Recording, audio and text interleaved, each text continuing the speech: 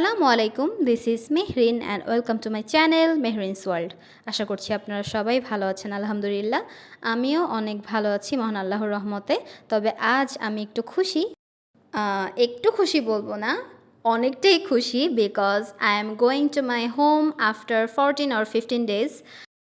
আম্মু আমার জন্য অপেক্ষা করছিলেন এবং ফোন দিয়ে বারবার জিজ্ঞেস করছিলেন আর কতক্ষণ লাগবে। আসলে সাভার থেকে মানিকগঞ্জ যেতে খুব একটা সময় লাগে না, তারপরেও এতটুকু রাস্তাকেই অনেক বড় মনে হচ্ছিল আমার কাছে। বাসায় যাওয়ার পরপরই আম্মুর হাতের এই মজাদার ইলিশ ভাজি এবং এই মুখি দিয়ে আম্মুর স্পেশাল এই ইলিশের তরকারি, তারপরে মুরগির মাংস ছিল, আমার পছন্দের এই ছোট মাছের চচ্চড়ি বলে এটাকে, এটা ছিল, আর শাক ভাজি তো ছিলই। ছোট ভাইকে নিয়ে তারপরে খেতে বসলাম। ও বায়না ধরলো আমার হাতে খাবে, ওকে খাইয়ে দিচ্ছিলাম এবং আমিও খাচ্ছিলাম। তো সন্ধ্যায় আমার একটা ইনভাইটেশন ছিল আমার মামুনির বাসায়। সন্ধ্যার সময় সে আমাকে ফোন দিয়ে বললেন, তুমি রেডি হয়ে চটপট করে বাসায় আসো। আম্মু ছিল সাথে। আর এই তো আমার কিউট কিউট ছোট ভাই বোনেরা, ওরা এনজয় করছিল, ওরা কানামাছি খেলছিল।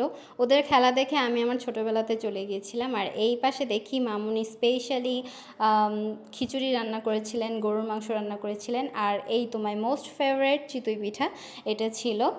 ছোটদেরকে আগে খেতে দেওয়া হয়েছিল কারণ ওরা অলরেডি ক্ষুধার্ত ছিল। বেগুন ভাজি, খিচুড়ি আর গরুর মাংস ওদের জন্য রেডি করে এখানে আনা হয়েছিল।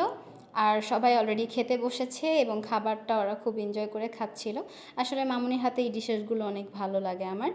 আর এই তো আমার ছোট ভাই মেহরাব, ও ঝাল খেতে পারে না, তারপর ওর বড় ভাইদেরকে অনুকরণ করে এখানে খাচ্ছিল। আর আমি একপাশে বসে পড়লাম একটু চিতই পিঠা আর গরুর মাংস নিয়ে খেতে বসে পড়লাম, যেহেতু রাত অনেকটাই হয়ে গেছিলো। এই তো তারপর মামুনিদের সাথে, আন্টিদের সাথে, আম্মুর সাথে বসে একটু গল্প করলাম।